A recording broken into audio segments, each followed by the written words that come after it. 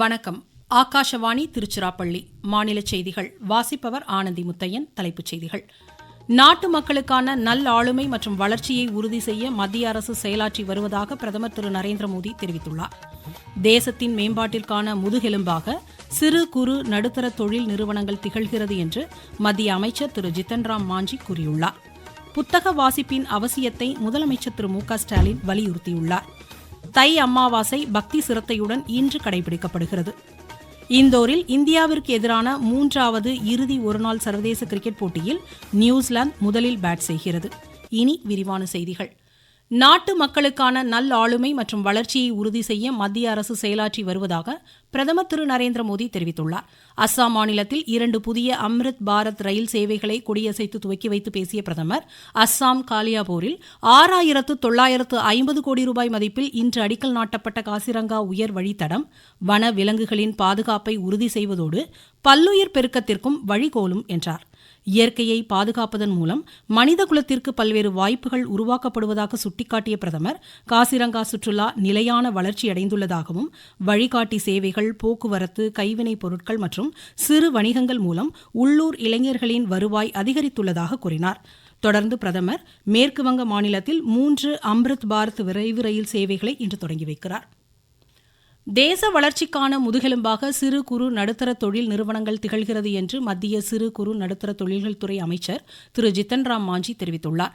புதுதில்லியில் பிரதமரின் விஸ்வகர்மா பாரம்பரிய கைவினைப் பொருட்கள் கண்காட்சியை இன்று தொடங்கி வைத்து பேசிய அவர், கைவினைப் பொருட்களை சந்தைப்படுத்தும் தளமாக இக்கண்காட்சி அமைந்துள்ளதாக கூறினார்.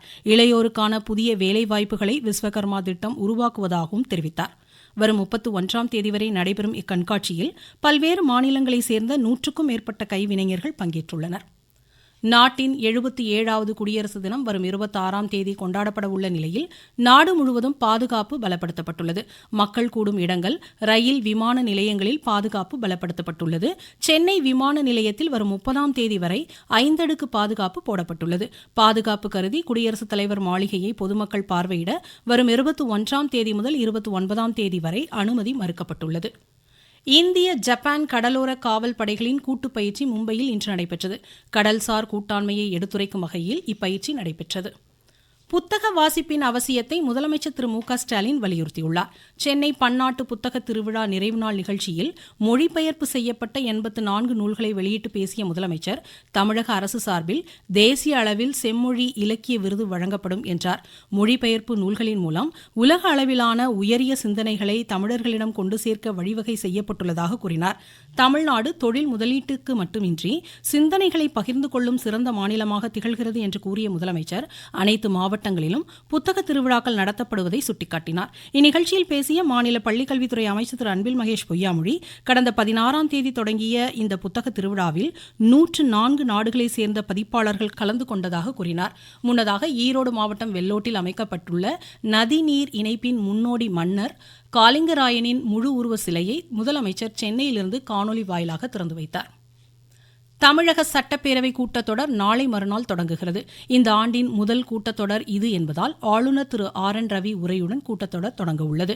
அலுவல் ஆய்வுக்குழு கூடி கூட்டத்தொடரை எத்தனை நாட்கள் நடத்துவது என்பது குறித்து முடிவெடுக்கும். தமிழகத்தில் சட்டப்பேரவை தேர்தல் நடைபெற உள்ளதையடுத்து இக்கூட்டத்தொடரில் இடைக்கால பட்ஜெட் தாக்கல் செய்யப்படும். நீங்கள் கேட்டுக்கொண்டிருப்பது ஆகாஷவாணியின் மாநில செய்தி அறிக்கை. ஊரக வளர்ச்சிக்கான புதிய அத்தியாயம். வளர்ச்சியடைந்த இந்தியாவிற்கான ஊரக வேலைவாய்ப்பு உறுதி மற்றும் வாழ்வாதார சட்டம். இந்த சட்டம் ஆண்டிற்கு 125 நாட்கள் வேலையை உறுதி செய்கிறது. வாரந்தோறும் ஊதியம் வழங்கப்படுவது கட்டாயமாக்கப்பட்டுள்ளது. பணி முடிந்த 15 நாட்களுக்குள் ஊதியம் வழங்குவதை உறுதி செய்வதற்கான சிறப்பம்சங்களும் இதில் இடம்பெற்றுள்ளன. கால தாமதமாக ஊதியம் வழங்கப்பட்டால் அதற்கான இழப்பீட்டு தொகைக்கும் இதில் வகை செய்யப்பட்டுள்ளது. வளர்ச்சியடைந்த இந்தியாவிற்கான பயணத்தில் மோடி அரசு தொடரும் சீர்திருத்த நடவடிக்கைகள். தை அமாவாசை பக்தி சிரத்தையுடன் இன்று கடைபிடிக்கப்படுகிறது. ராமேஸ்வரம், கன்னியாகுமரி கடல் உள்ளிட்ட மாநிலத்தின் பல்வேறு நீர்நிலைகளில் மக்கள் அதிகாலையிலேயே புனித நீராடி முன்னோர்களுக்கு நேர்த்திக்கடன் செலுத்தி வழிபட்டனர். ராமேஸ்வரம் அக்னி தீர்த்தத்தில் நீண்ட வரிசையில் காத்திருந்து புனித நீராடிய மக்கள் ராமநாத சுவாமி திருக்கோவிலில் வழிபாடு மேற்கொண்டதாக எமது செய்தியாளர் தெரிவிக்கிறார்.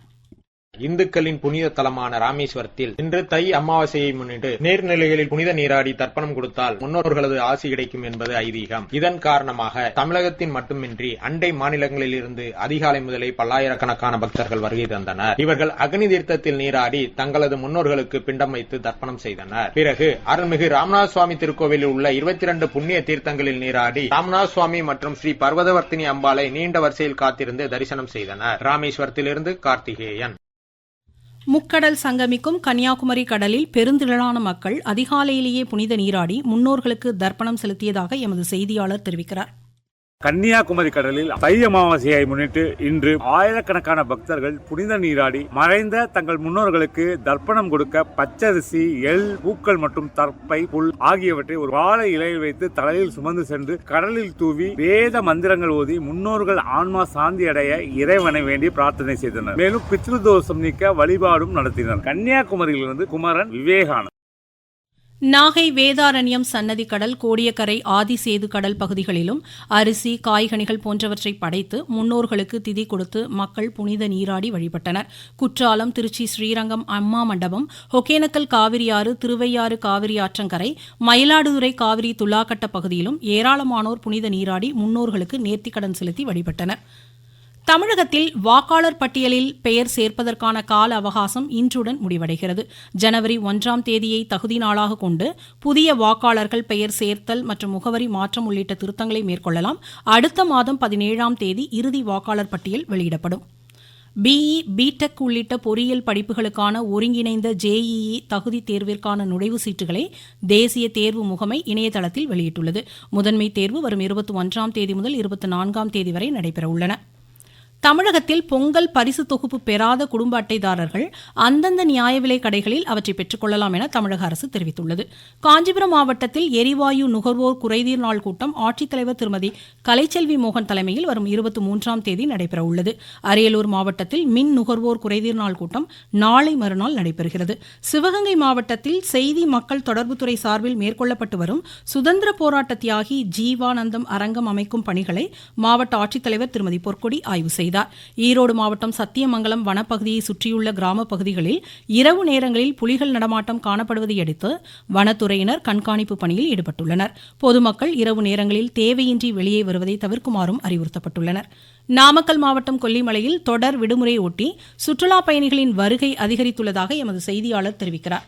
கொல்லிமலையில் பண்டிகை மற்றும் வார விடுமுறை நாட்களில் சுற்றுலா பயணிகள் கூட்டம் அதிகரித்து காணப்படுவது வழக்கம். வளப்பூர் நாடு, அரப்பளீஸ்வரர் திருக்கோவில், சிற்றருவி, ஆர்ப்பரித்து விழும் ஆகாயங்கை நீர்வீழ்ச்சி ஆகிய பகுதிகளுக்கு சென்ற சுற்றுலா பயணிகள் அங்கு குளித்து உற்சாகமடைந்தனர். பிரசித்தி பெற்ற எட்டுக்கையம்மன் கோவில், வாசிலா அருவி, நம்ம அருவி, சீக்குப்பாறைப்பட்டி காட்சி முனையம், தாவரவியல் பூங்கா ஆகிய இடங்களில் சுற்றுலா பயணிகள் குடும்பத்தோடு வருகை தந்து இயற்கை அழகை கண்டு ரசித்தனர். வாசலூர்பட்டி ஏரியில் படகு சவாரியும் செய்தனர். நாமக்கல்லிலிருந்து எஸ். கண்ணன்.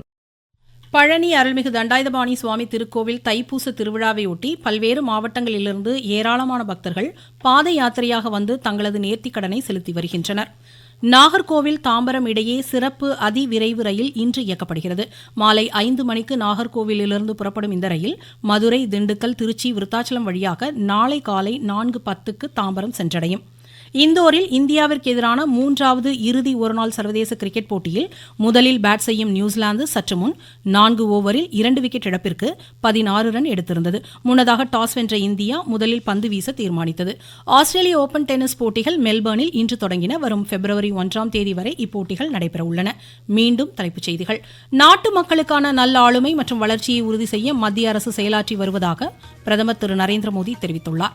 தேசத்தின் மேம்பாட்டிற்கான முதுகெலும்பாக சிறு குறு நடுத்தர தொழில் நிறுவனங்கள் திகழ்கிறது என்று மத்திய அமைச்சர் திரு ஜித்தன் ராம் மாஞ்சி கூறியுள்ளார்.